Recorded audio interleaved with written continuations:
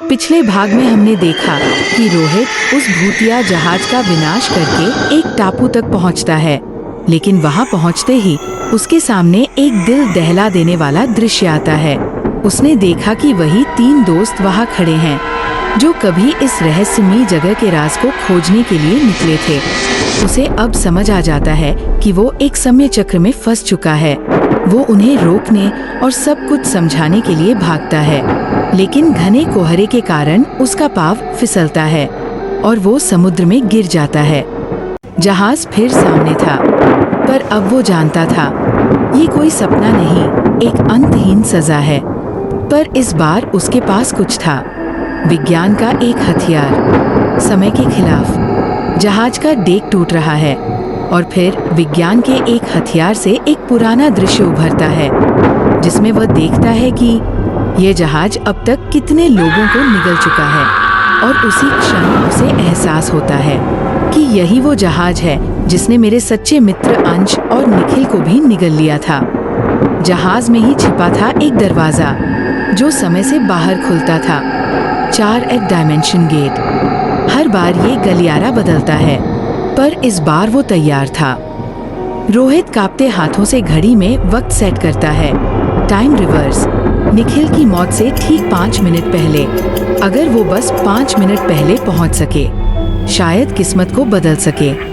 एक दरवाजा खुद ब खुद खुलता है। निखिल वही था, पर वक्त अब भी नहीं बदला था। पीछे एक काली परछाई अचानक हमला करती है। इस बार वो तैयार था और उसने टाइम शील्ड से उस परछाई को रोक दिया। निखिल की आंखें खुलती है। वो रोहित सा पूछता है, मैं मर गया था ना? वो कहता है, हाँ, और अब हम वक्त में फंस चुके हैं। जहाज का हर हिस्सा अब समय के साथ खिलवाड़ कर रहा था। रोहित और निखिल एक ओर बढ़ते हैं। जहाज की सीढ़ियाँ खुद ब खुद उन्हें वापस वही ले आती है। किसी ने चेतावनी दी थी, लूप मस्ट नॉट ब्रेक। अंश अब भी फंसा हुआ था, एक टूटी हुई वास्तविकता में। रोहित मिरर में हाथ डालता है, एक ऑल्टरनेट टाइमलाइन में प्रवेश करता है। वहाँ अंश की मौत अब भी इंतजार कर रही थी। ऑल्टरनेट रियल्म, जहाँ सब मरा हुआ है पर हिल भी रहा है। रोहित अंश को उठाता है, लेकिन वो अब भी लूप में कैद था, पूरी तरह बाहर नहीं आया था। रोहित की ज्यादा छेड़छाड़ की वजह से अब या तो वक्त का लूप टूटने वाला था या सब कुछ हमेशा के लिए बर्बाद होने वाला था। जहाज अब जाग चुका था और समय से उसकी दुश्मनी शुरू हो चुकी थी। एक पोर्टल बनता है, सभी मेमोरीज उसमें घूम रही है। एक पुरानी आवाज आती है, तुम जो बदल रहे हो उसकी कीमत चुकानी पड़ेगी। वो तांत्रिक मरकर भी वक्त से बात कर रहा था। तीनों दोस्त जितना भागते, समय उतना ही छोटा होता जा रहा था। रोहित ने दाव लगाया, एक आखिरी कोशिश पूरी दुनिया को रीसेट करने की। कुछ पल सब रुका और फिर कुछ बदला। जहाज अब बदल चुका था। अब ये सिर्फ एक शापित जगह नहीं, बल्कि एक भूखी आत्मा बन चुका था। जहाज की दीवारों पर घड़ियां उल्टी घूमती हैं। समय यहाँ रुकता नहीं, उल्टा बहता है और उसके साथ लौटती है वो चीखें जो कभी मारी गई थी। अचानक एक परछाई निखिल को खींचने लगती है। रोहित टॉर्च से दीवार पर चमकाता है। वहाँ लिखा है, सेट मी फ्री, खून में। वे तीनों जहाज के नीचे जाते हैं, जहाँ उन्हें एक रहस्यमयी गुफा दिखाई देती है। ये वही जगह थी जहाँ से तांत्रिक ने अपना काला खेल शुरू किया था। रोहित मंडल के पास पहुँचता है। अचानक उसके चारों ओर आग की एक रेखा बन जाती है, मानो मंडल अब भी किसी बलि की तलाश में हो। रोहित को हवा में तैरते पुराने दस्तावेज मिलते हैं। उन पर लिखा है, फाइनल सील। आगे बढ़ने पर उन्हें एक दरवाजा मिलता है जो जंजीरों से बंद है। उस पर लिखा है, डोंट ओपन इट। पर उन्हीं दरवाजों में छिपा होता है अगला सच और अगली तबाही। तीनों उस दरवाजे को खोलते हैं। वो कमरे सालों से बंद थे और अब जो बाहर आ रहा था वो इंसान नहीं था। रोहित अंदर जाता है। वहाँ एक आदमी जंजीरों में जकड़ा हुआ था। वह कैदी धीरे धीरे बोलता है, तुम बहुत देर से आए हो। वह आदमी अपना नाम बताता है, रमन। मैं इस जहाज का पहला कैदी हूँ। रमन उन्हें दिखाता है नक्शा जिसमें फॉरबिडन जोन मार्क्ड है, जहाज का वो हिस्सा जहाँ से शाप शुरू हुआ और जहाँ तांत्रिक मारा गया। रोहित एक टाइम गेट खोलता है, ब्रेक लूप परमानेंटली। रमन धीरे से फुसफुसाता है, उस बटन को दबाओ, वही इसे खोल सकता है। शायद ये दरवाजा ही अगली तबाही की कुंजी था। बटन दबाते ही रमन की जंजीरें टूटने लगती है और वो धीरे धीरे मुस्कुराता है।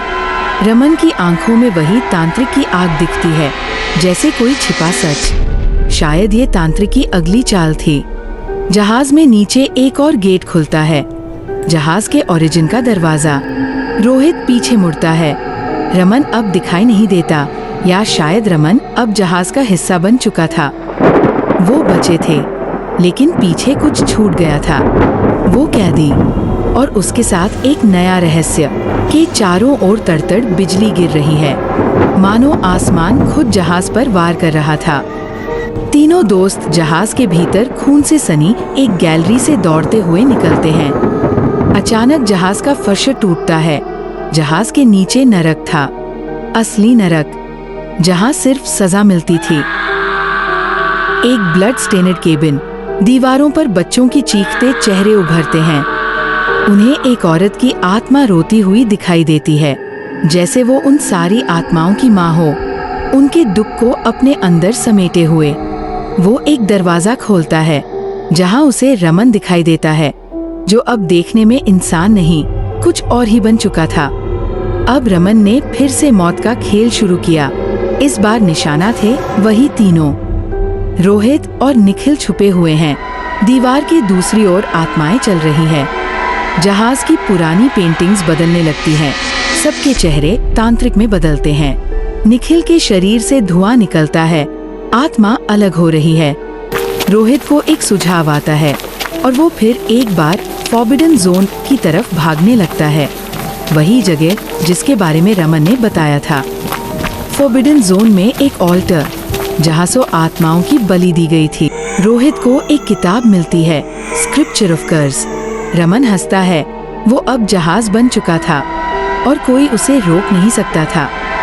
अब रोहित फॉरबिडन जोन में मिली उस किताब का मंत्र पढ़ने लगा, जिसमें उसका अंत लिखा था, एक आखिरी बार। वो लड़ा शब्दों से जिनसे ये शाप बना था। और दूसरी ओर निखिल और अंश बलिदान के मंडल में खड़े थे, लाल रोशनी में डूबे हुए।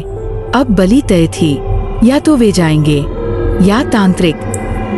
रमन के चारों ओर तांत्रिक मंत्रों का लाल अंधड़, और दूसरी ओर रोहित द्वारा पढ़ा गया हर एक मंत्र एक आत्मा को मुक्त कर रहा था। अचानक रोहित को एक चौथे आयाम का द्वार दिखाई देता है, जो उसे अपनी ओर खींचने लगता है। रोहित उसमें कूदता है। समय की परतें बदलती हैं, सारे पुराने दृश्य वापस आते हैं। दूसरी तरफ रोहित अपने पुराने आप से टकराता है, दो रोहित एक साथ। और दूसरी तरफ अंश और निखिल को आत्माएं जंजीरों में जकड़कर वेदी की ओर घसीटती ले जा रही थी। रोहित अपनी मृत्यु देकर अपने अल्टरनेटिव वर्जन छुटकारा पा जाता है। टाइम गेट बंद होता है, लूप टूट चुका था। जैसे ही लूप टूटा, जहाज का शाप भी समाप्त हो गया। रमन चीख रहा है, तुमने मुझे नहीं हराया, मैं तुम्हारे अंदर रहूंगा। बुराई कभी खत्म नहीं होती, वो सिर्फ अपना शरीर बदलती है। अर्जुन मंत्र पढ़ता है, रमन की आत्मा एक काले गोले में कैद हो जाती है। जहाज अब जलने लगता है, खून, आत्माएं, दीवारें, सब आग में। तीनों समुद्र में कूद जाते हैं। जहाज उनके पीछे विस्फोट से उड़ता है। तीनों सुरक्षित किनारे पर पहुंचे और एक गहरी संतोष भरी सांस ली। आखिरकार हमने उस श्राप को मिटा ही दिया। एक बूढ़ा आदमी किनारे से उन्हें देखता है और बुदबुदाता है, फिर से लौटे हैं। क्या उन्हें नहीं मालूम, जो एक बार उस श्राप में घुस गया, वो कभी पूरी तरह बाहर नहीं निकलता। रोहित की पीठ पर जलने का निशान है, वही तांत्रिक मंडल। बुराई गई नहीं, उसने अपने निशान छोड़ दिए ताकि वो वापस आ सके। तीनों ने एक दूसरे को अलविदा कहा। और फिर अपने अपने घरों की ओर रवाना हो गए। एक अधूरी याद, एक भयानक अतीत साथ लिए। रोहित थकान से चूर होकर सीधे अपने घर गया और बिस्तर पर गिरते ही गहरी नींद में सो गया। रोहित एक भयानक सपना देखता है जिसमें वो खुद को अब भी उसी जहाज में तड़पता हुआ पाता है और कोई रहस्यमय आवाज उसे कह रही होती है, तुम्हारा श्राप अभी समाप्त नहीं हुआ है। झटके से उसकी नींद टूट जाती है, पसीने से लथपथ हांफता हुआ उठता है। तभी उसे याद आता है वह किताब जो वह उस फॉरबिडन जोन से लेकर आया था। वो उस किताब को पढ़ने लगा और कुछ ही पन्ने पढ़ते ही उसे समझ आ गया, बुराई गई नहीं है, उसने अपने निशान छोड़ दिए हैं ताकि वो फिर लौट सके। लेकिन तभी रोहित अचानक चौंक गया, क्योंकि अगले ही पन्ने से शुरू होती थी उस जहाज की पूरी इतिहास। आखिर कैसे बना ये जहाज? एक भूतहा कैदखाना। शायद इसी रहस्य के बाद ही रोहित को सच में मुक्ति मिल सकती थी। आगे के भाग में हम जानेंगे आखिर क्या है इस जहाज की असली सच्चाई।